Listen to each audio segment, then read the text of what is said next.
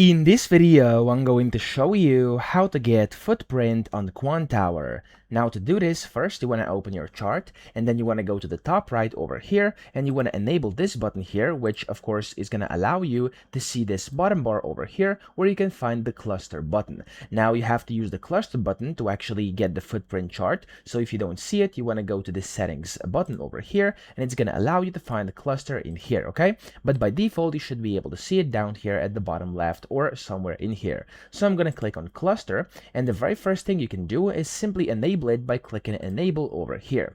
Now when you do this, your chart is going to change. So if I zoom in, as you can see, this is actually a footprint chart, and if I keep on zooming, you have to zoom a lot to actually see the numbers. There we go, the numbers are now showing and this is our footprint chart. Now if I click on this over here, you can also change a bunch of things. So over here you can see I have footprint 1 and then footprint 2, and then in here you can change it and customize it however you want. And if you want more settings, you could just use any of the templates or click on the settings button over here. It's going to go into cluster, and in here it's going to allow you for even more customization. Now here you can see you have like a bunch of different ones. You have the left content, right content, general, and then you have like footprint 2, etc. You can enable these as well if you want them to show, and yeah, that's essentially all you have to do to get footprint on Quantower and then customize it using these settings. So I hope this video helped you out. If it did, please subscribe to the channel and help me out as well.